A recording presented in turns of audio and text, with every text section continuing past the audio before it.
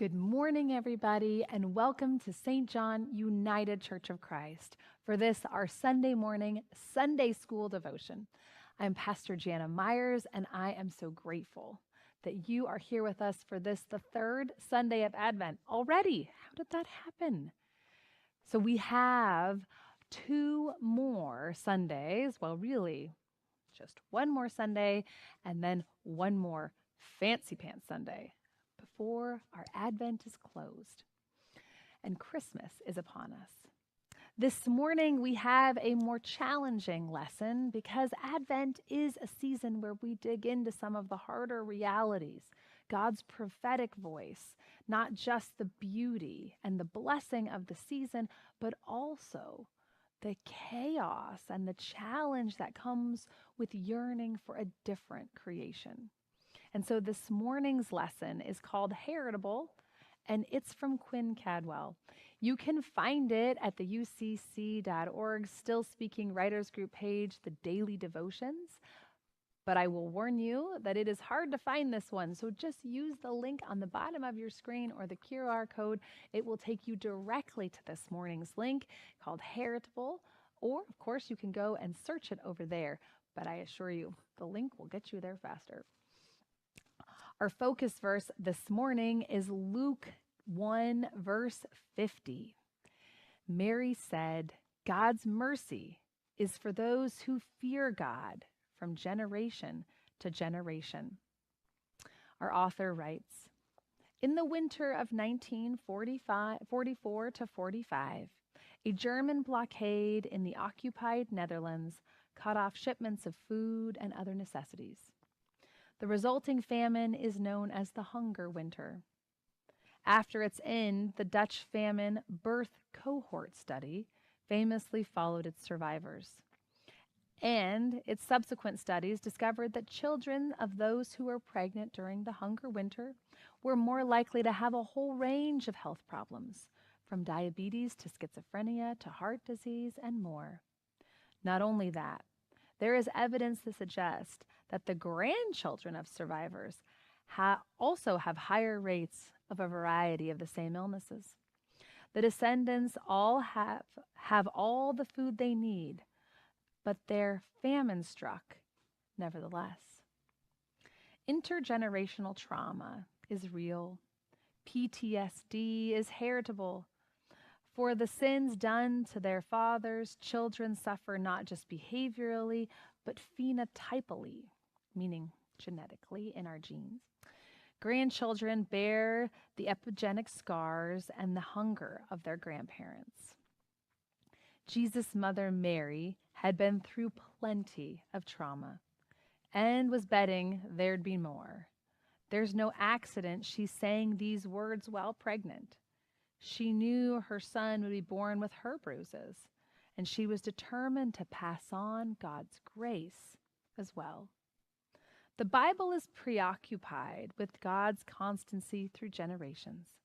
The writers want to be sure that you know that God is here with mercy for you in the midst of whatever befalls you in your lifetime. But they also want to be sure that you know that God was there when the thing that happened to your grandfather that's shaping you now, that God was there. And that God will be there too if your child is born with all of your wounds as well. Damage can last generations. God knows that grace is only too helpful if it does too. It may not be the most glittering of lessons, but darn if it isn't true. The things that affected our parents and our grandparents affect us. And the things that affect us affect our children and our sisters and brothers and our nieces and nephews and our cousins. And they resound throughout the generations because as much as we would like to believe that we are our own person and independent and can do it ourselves, as Addie says, we are connected. And worse still, we are interconnected. And the things that happen to us matter to the people who know us and care about us. And the things that happen to those that we care about and know happen in a way to us. It has been true, and it is true, that we are part of God's holy family. And during this season of preparation, we often talk about God's holy family, Joseph and Mary and Jesus. But sometimes we forget to say that that holy family has extended before and after that particular moment in Bethlehem. All the ancestors and relatives that came before, Matthew chronicles Jesus' lineage going back generations, tying Jesus to Adam and Eve. And if we're careful readers, we can trace our own lineage back generations and generations to some people somewhere on the planet. And that gets us back to some people somewhere connected to Jesus, connected back to Adam and Eve. And as you learned in Sunday school, we are all children of God. And so very quickly, we are tied up in Jesus' family tree, which means we are tied up in each other's family trees. And the pain and the heartache that we experience throughout our lives reverberates to those who sit with us here at church and have walked with us through our lives. And that can be hard. As a church, we know that heartache takes a long time to heal from. Splits and separations and breakups take a long time to heal from, whether they're individual or congregational. The pain passes down. I still hear about the heartaches and the pains of our own congregation more than 20 years on. Because change and challenge, heartache, don't heal overnight, and sometimes don't really heal all the way. They're instead transmuted, changed, but they are carried with us, those hurts. And those of us who went through the pain carry those scars, but you can also say, specifically in this congregation, that people know about the heartache and the pain that happened even before they were ever a part of the church, because we tell the stories, because they shaped us.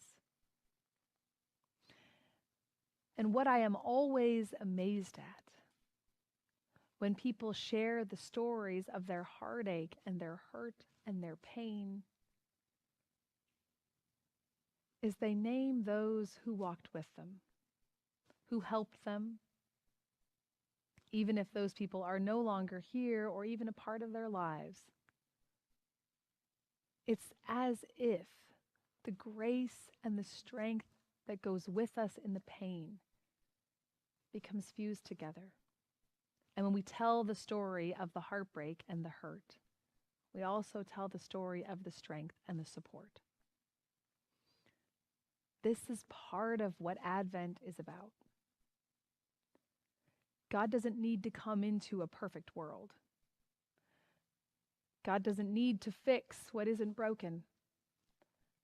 God doesn't need to build up the already successful, support the perfect, feed the overfed, or love the overwhelmingly loved.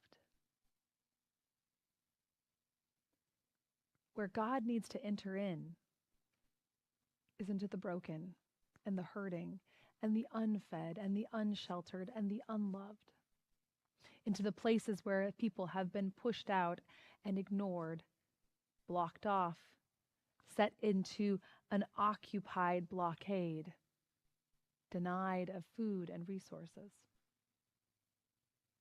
And if we're being honest, a lot of the time, that's what our world can feel like. But we can't tell the story of God being born into the world without the fact that we start by God choosing to be born into the world.